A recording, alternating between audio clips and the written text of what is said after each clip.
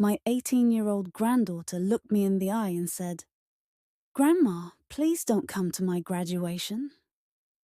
You're just not aesthetic enough for my friend group." I'm 67 years old, and I thought I'd heard every possible way to break someone's heart.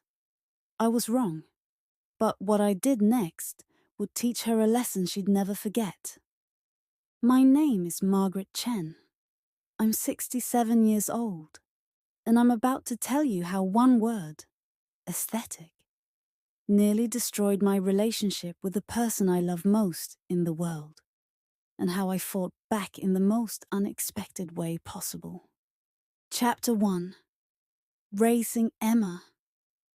18 years ago, my world changed forever when my daughter Lisa was killed in a car accident.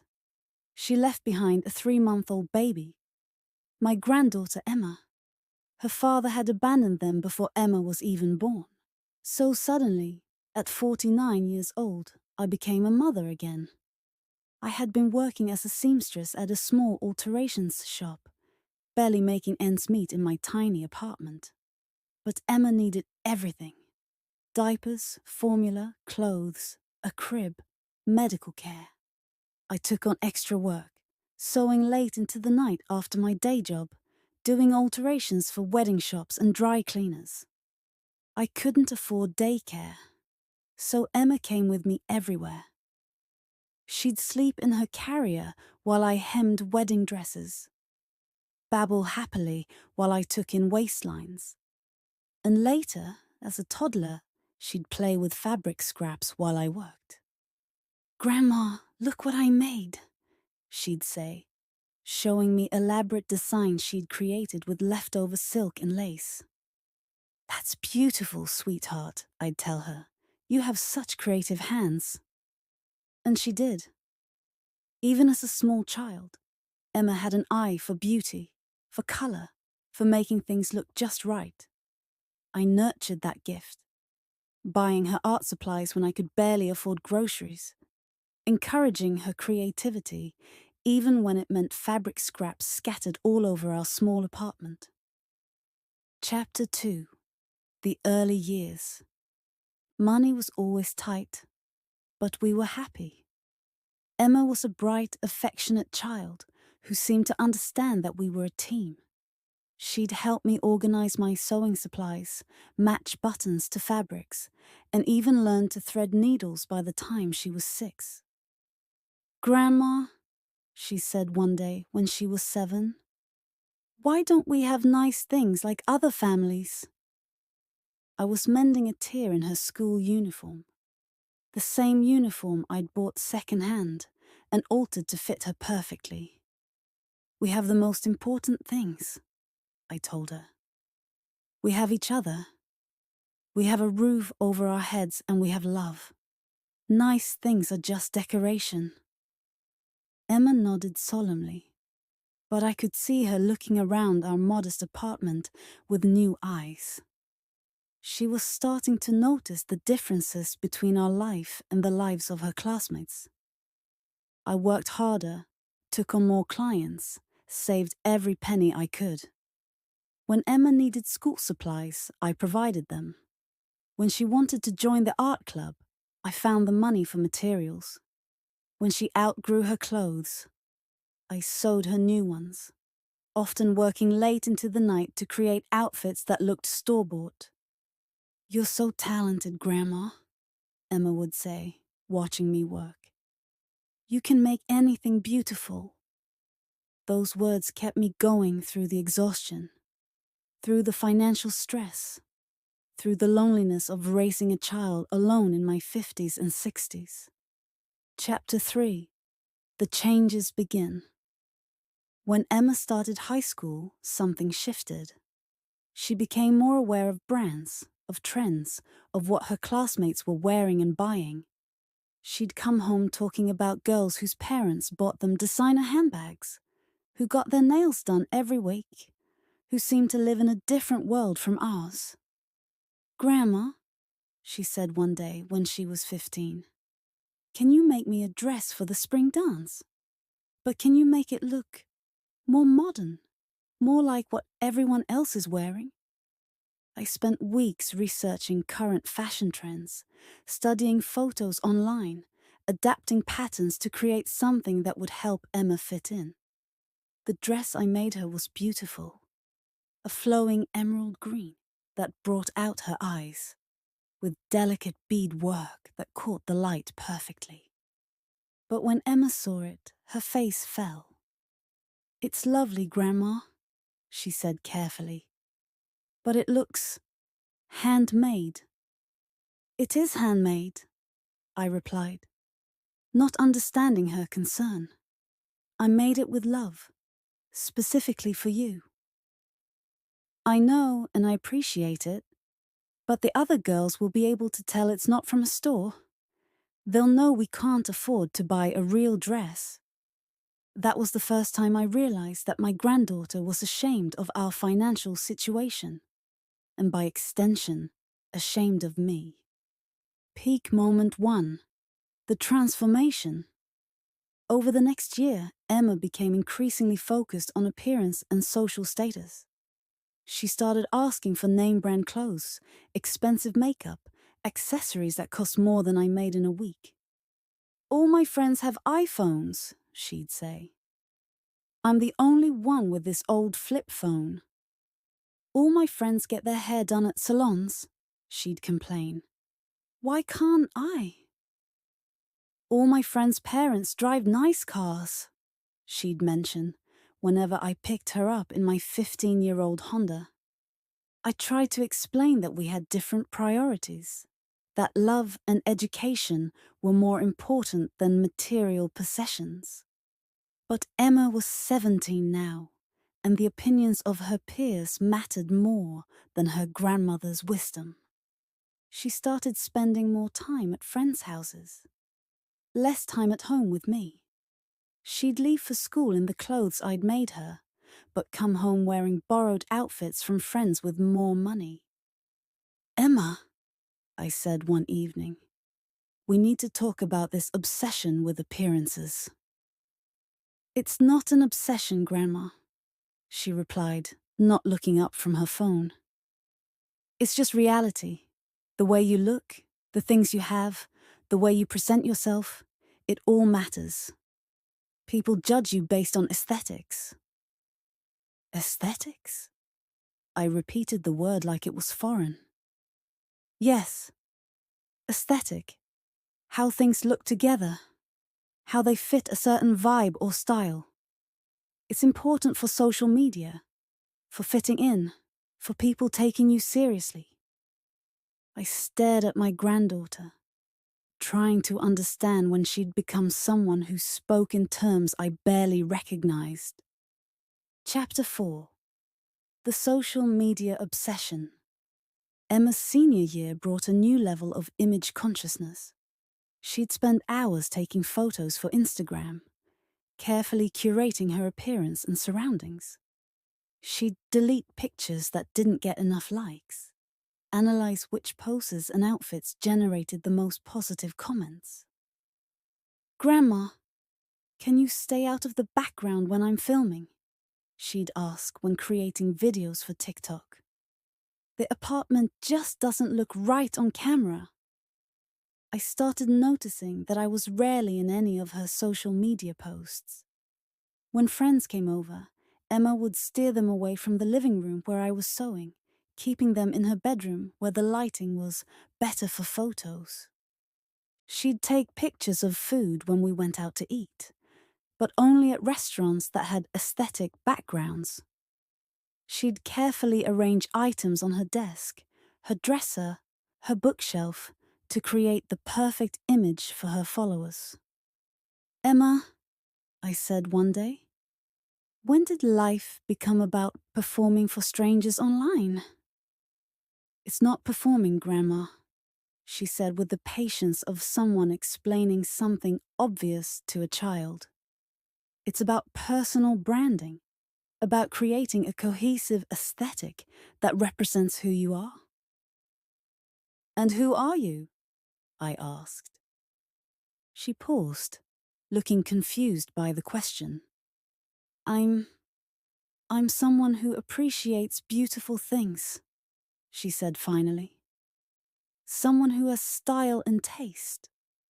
I looked around our modest apartment, at the second-hand furniture I'd collected over the years, at the handmade curtains and cushions I'd sewn to make our space more comfortable. None of it was aesthetic, in Emma's terms, but all of it was chosen with love and care. Chapter 5. The Friend Group. Emma's friends were lovely girls, but they lived in a different world from ours. Madison's parents were both doctors. Sophia's father owned a chain of restaurants. Chloe's mother was a successful real estate agent who drove a BMW and wore designer clothes to school pickup. When these girls came to our apartment, I could see them taking in our surroundings with barely concealed pity. They were polite. Their parents had raised them well. But I caught the subtle exchanges of glances, the way they'd position themselves for photos to avoid showing too much of our non-aesthetic background.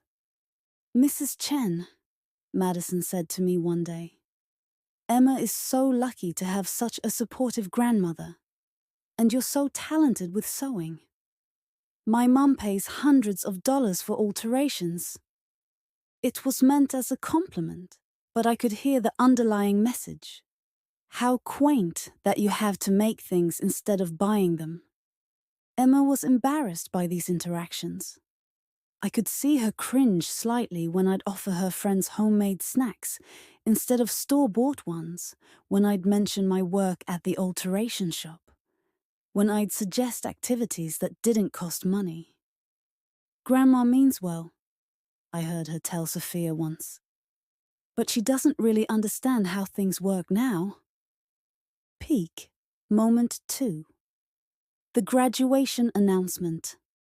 3 weeks before Emma's high school graduation, she came home with an announcement that broke my heart. "Grandma," she said, sitting down across from me at our small kitchen table, "I need to talk to you about graduation." "Of course, sweetheart," I said, looking up from the dress I was hemming. "I've already arranged to take the day off work. I wouldn't miss it for the world." Emma fidgeted with her phone, avoiding my eyes.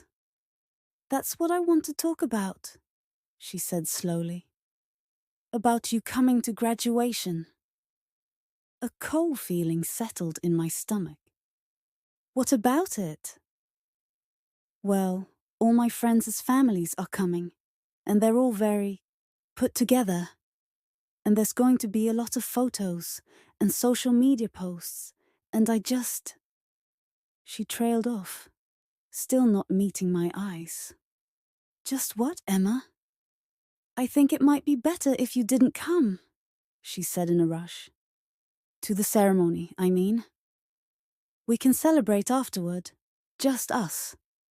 But the actual graduation, with all the photos and everything, I think I'd prefer to go with Madison's family." I set down my sewing, my hands suddenly unsteady. "You don't want me at your graduation?" "It's not that I don't want you there," Emma said quickly. "It's just that you don't really fit the aesthetic of what I'm going for. You know, your clothes, your style, it's all very practical. But my friend group has a certain look, a certain vibe, and you'd just stand out in a way that would make me uncomfortable." The word hit me like a physical blow. "Aesthetic," I repeated. "Yes.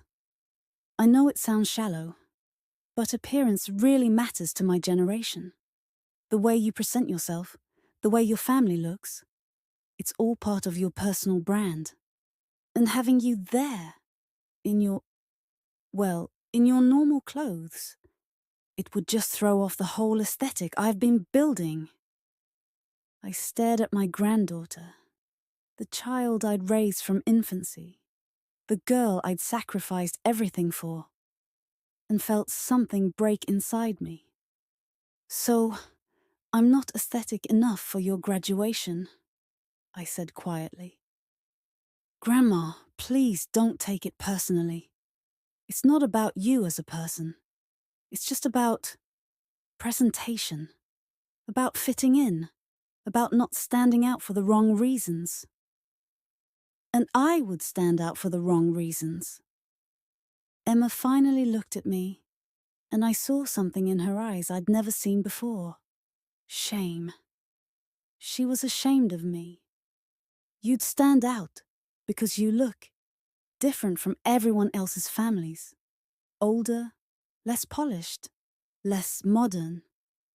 And I've worked so hard to build friendships with these girls, to be accepted in their group. I can't risk having them judge me based on how you look. Chapter 6. The Heartbreak. That night, I lay in bed staring at the ceiling, replaying Emma's words over and over. You're not aesthetic enough. You don't fit the aesthetic. You'd throw off the whole aesthetic.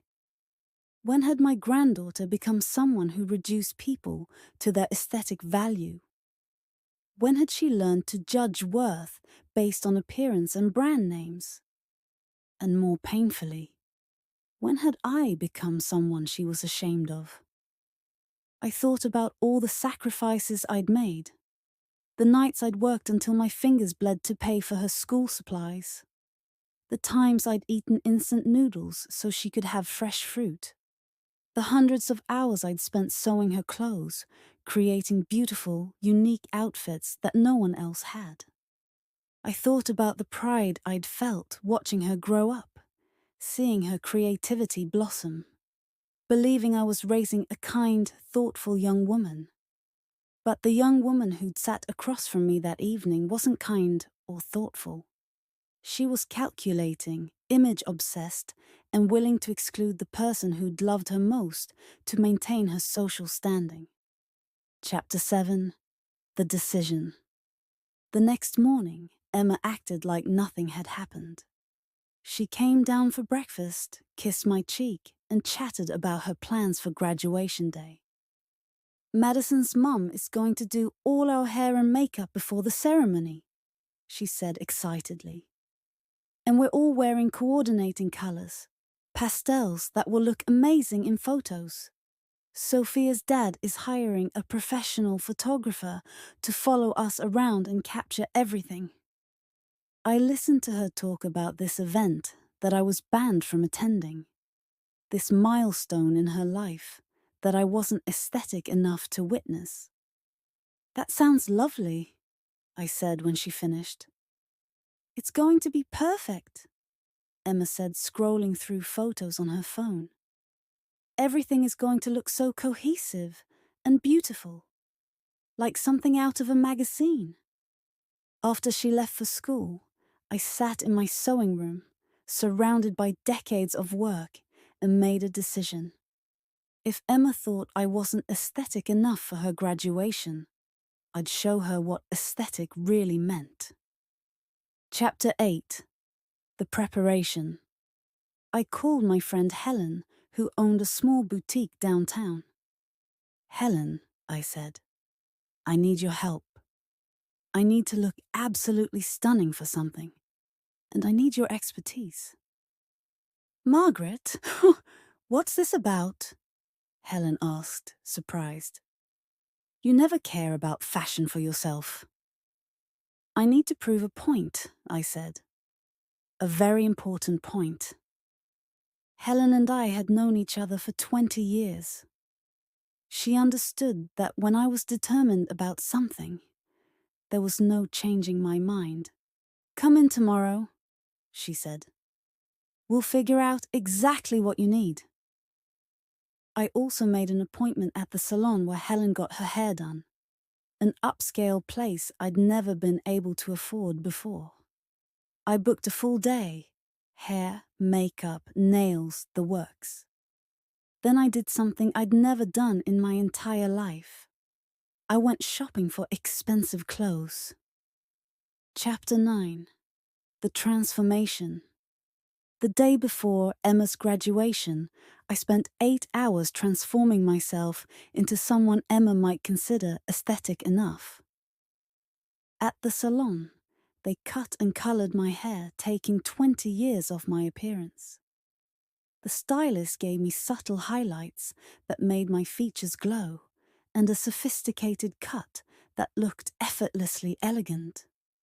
The makeup artist worked magic with foundation and contouring, minimizing wrinkles and enhancing my best features. She taught me how to apply makeup that looked natural but polished. The kind of no makeup that actually required dozens of products. At Helen's boutique, we selected an outfit that was everything Emma claimed to want. Designer labels, perfect fit, sophisticated colors that complemented my newly styled hair. The jacket alone cost more than I usually spent on clothes in a year. When I looked in the mirror at the end of the day, I barely recognized myself. I looked like the kind of woman who belonged at charity galas, who drove luxury cars, who never had to worry about money. I looked aesthetic. Peak, moment 3, the graduation day. On graduation morning, Emma left early to meet Madison's family. She kissed my cheek goodbye, still believing I would be spending the day at home, excluded from her big moment.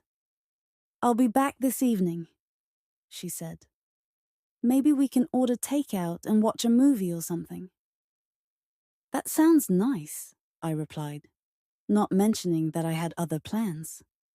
After Emma left, I got ready with the same care and attention she put into her social media posts.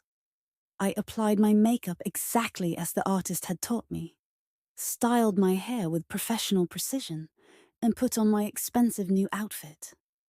When I looked in the mirror, I saw a woman who could stand next to any of Emma's friends' mothers without looking out of place.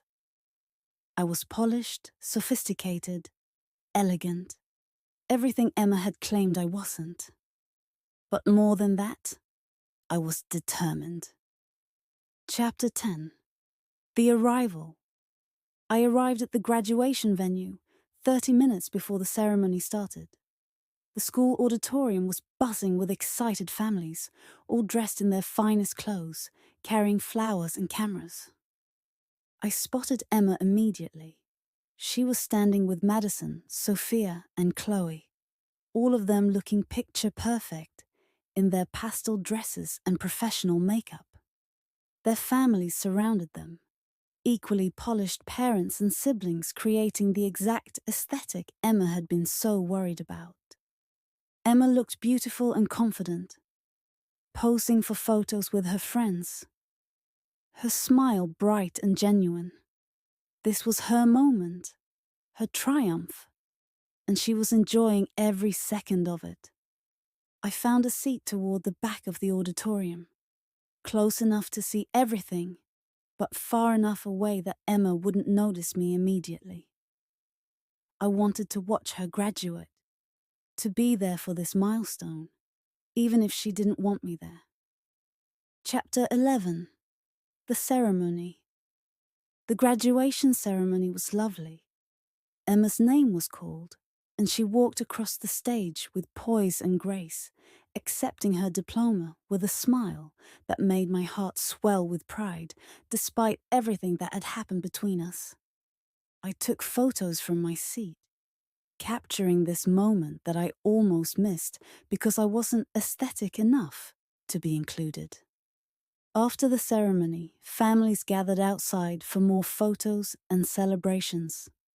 I watched from a distance as Emma posed with her friends and their families, everyone looking like they'd stepped out of a lifestyle magazine.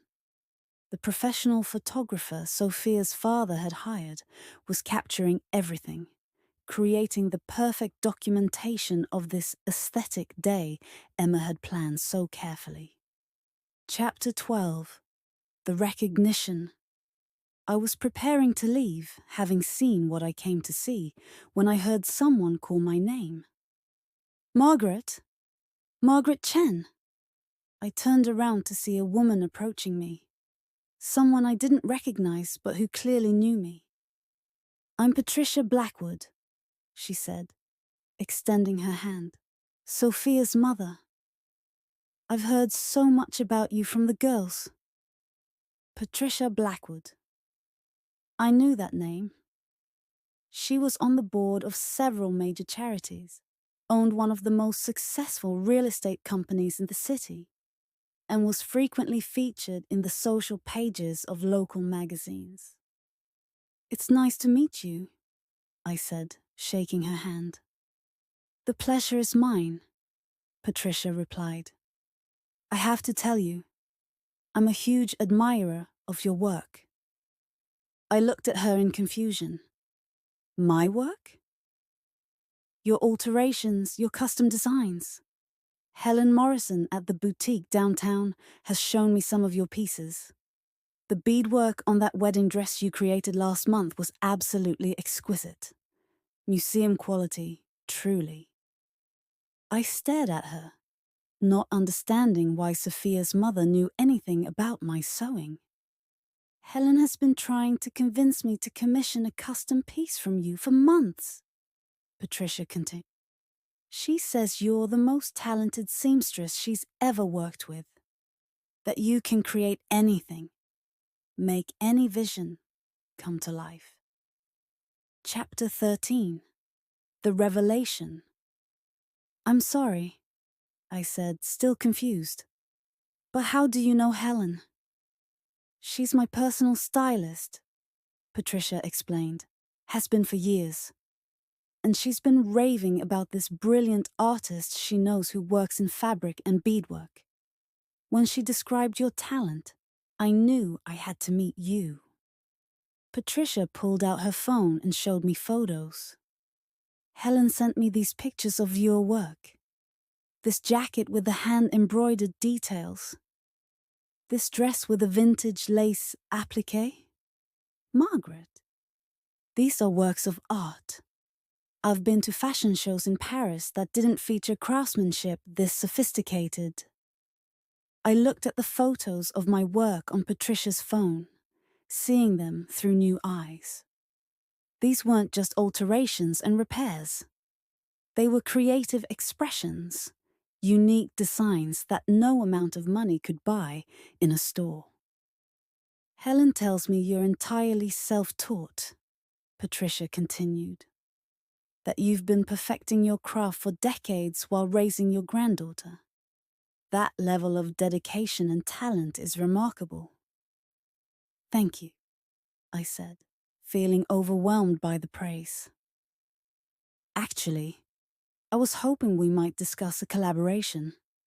I'm chairing a charity gala next month, and I'd love to commission something unique from you. Something that showcases your incredible skill." Peak. Moment 4. The discovery. As Patricia and I talked, I became aware of a commotion nearby. Emma's voice raised in surprise and confusion. "Grandma! Grandma, what are you doing here?" I turned to see Emma approaching, her face a mixture of shock and mortification. Behind her, Madison, Sophia, and Chloe were whispering among themselves, clearly trying to figure out who the elegant woman talking to Sophia's mother could be. "Hello, Emma," I said calmly. "Congratulations on your graduation. You looked beautiful up there." Emma stared at me, taking in my appearance with obvious disbelief. The professional hair and makeup, the designer outfit, the confident way I was speaking with one of the most prominent women in the city. I thought you weren't coming," she stammered. "I changed my mind," I replied. "I decided I didn't want to miss such an important day." Sophia approached, looking between her mother and me with curiosity. "Mom," she said, "do you know Emma's grandmother?" "I do now," Patricia replied warmly. "I've been hoping to meet the famous Margaret Chen for months." Helen Morrison has told me so much about her work. Emma's mouth fell open. Work? Your grandmother is an artist, Emma, Patricia explained. One of the most talented designers I've ever encountered. The pieces she creates are absolutely extraordinary. Chapter 14. The Truth Revealed. I don't understand, Emma said, looking back and forth between Patricia and me. Grandma, what is she talking about? Patricia answered before I could speak. Your grandmother is a master craftsperson, Emma. The custom alterations and designs she creates are sought after by some of the most discerning clients in the city. Helen Morrison has been trying to convince her to show her work in galleries. Madison stepped forward, her eyes wide with interest. Wait, your grandmother is an actual fashion designer. She's more than that, Patricia said. She's an artist who works in fabric. The skill level required to create the pieces I've seen. It takes decades to develop that kind of expertise. Emma was staring at me, like she was seeing me for the first time. But Grandma, she said quietly, you work at an alterations shop. I own an alterations shop, I corrected gently. I've owned it for 15 years. I bought it when you started school and I needed more flexible hours. The shock on Emma's face was complete. You own it. The building too, I added. It's been a good investment. Chloe pulled out her phone, clearly intrigued by this revelation. Can I see some of your work? She asked. I'm really into fashion design. I'm studying it in college next year.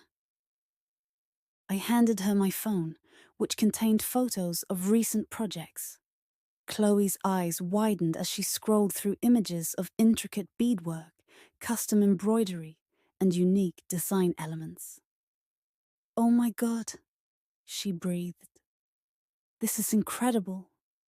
This is like haute couture level work. She showed the phone to Madison and Sophia, who immediately crowded around to see. Emma, Madison said, your grandmother is like a real designer. This is amazing.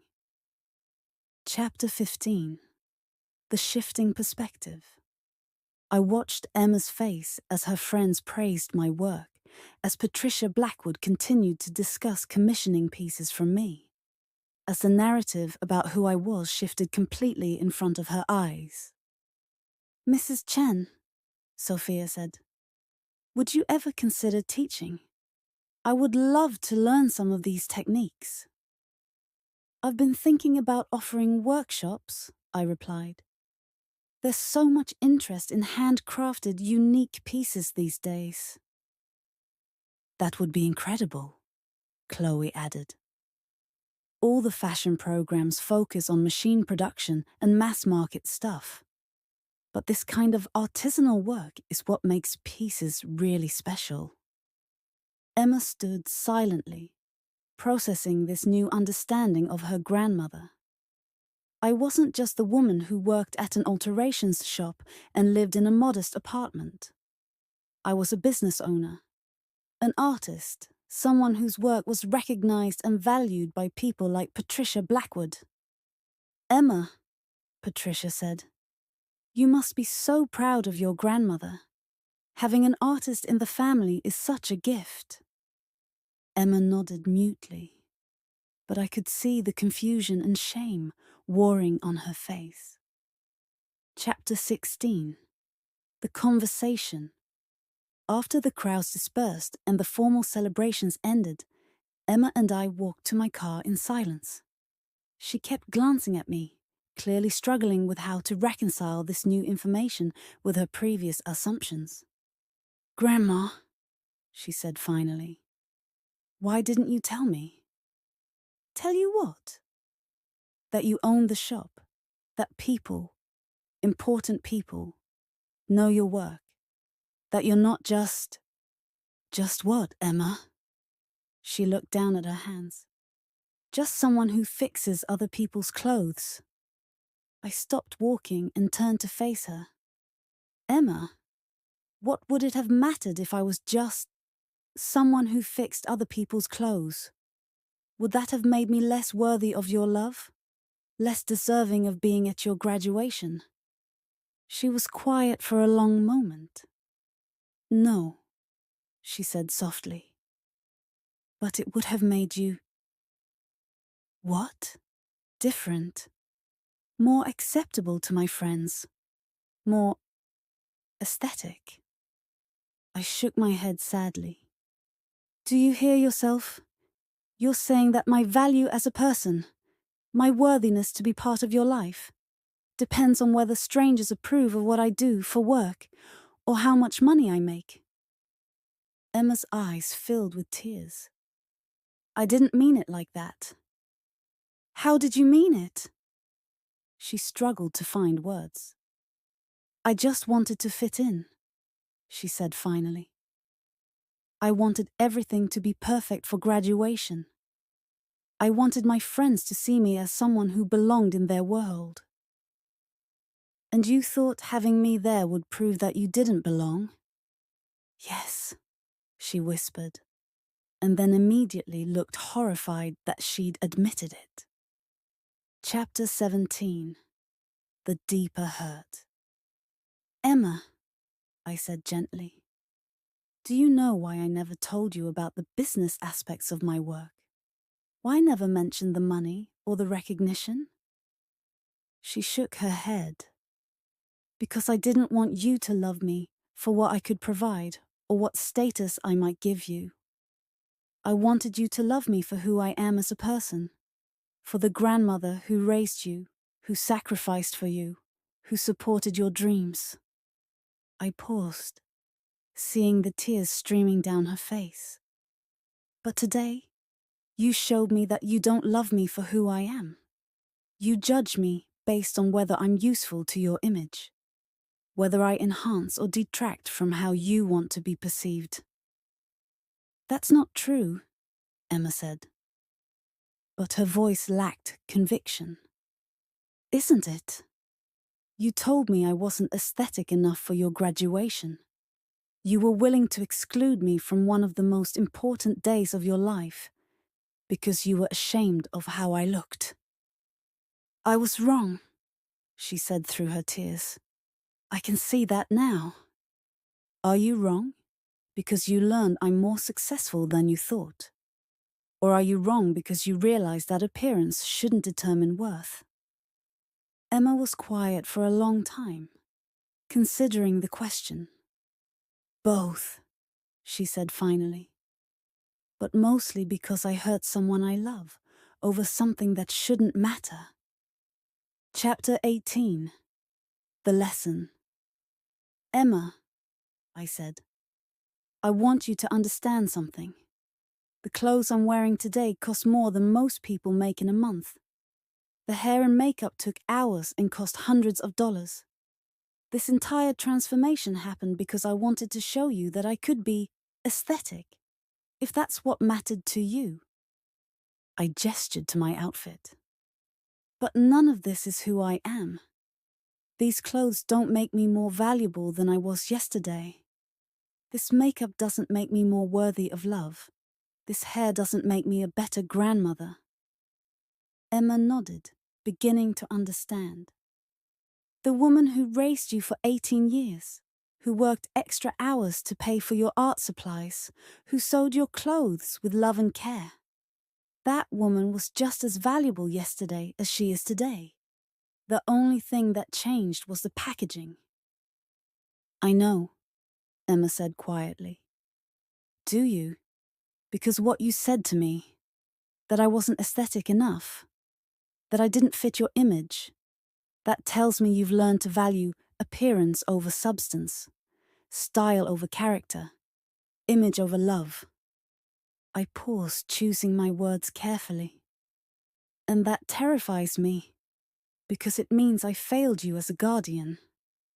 I raised someone who judges people based on how they look rather than who they are. No, Emma said quickly. You didn't fail me. I failed you. I got caught up in trying to impress people who probably don't even matter in the long run. Chapter 19. The Reflection. Emma, let me ask you something. What do you think your friends will remember about today? The ceremony? The photos? What do you think they'll remember about their families being there? Emma thought for a moment. That they were proud of them, that they came to celebrate. And what do you think Patricia Blackwood will remember about meeting me? That you're talented, that your work is beautiful. Not what I was wearing? Emma shook her head slowly. So, appearance matters less than you thought? Yeah, she said quietly. I think it does. Emma, I want you to understand that there's nothing wrong with appreciating beauty, with caring about aesthetics, with wanting to look nice. But when those things become more important than kindness, more important than family, more important than love, that's when they become dangerous. She nodded, tears still flowing. I spent 18 years trying to teach you that true beauty comes from how you treat people, from the kindness you show, from the love you give. But somewhere along the way, you started believing that beauty was about brands and images and social media approval. Peak, moment 5, the choice. Grandma, Emma said, I want to fix this. I want to be better, but I don't know how. What do you want to fix? I asked. My priorities? My values? The way I think about what's important? And why do you want to fix those things? Emma looked at me, understanding the deeper question I was asking. Because I almost lost you, she said. Because I almost threw away the most important relationship in my life for the approval of people who don't actually matter. And because the person I became, someone who judges people by how they look, someone who's ashamed of their family, that's not who I want to be. I felt a glimmer of hope. Emma, let me ask you one more question. If I hadn't shown up today looking like this, if I hadn't had this conversation with Patricia Blackwood, if you'd never learnt about my business or my reputation, would you still think you were wrong to exclude me?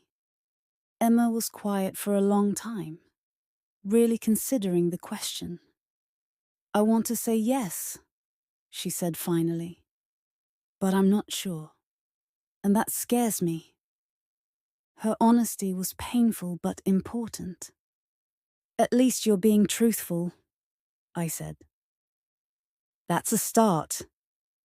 2 years later, Emma and I opened a small studio together. She handles the business and marketing side, while I focus on teaching traditional techniques to a new generation of craftspeople.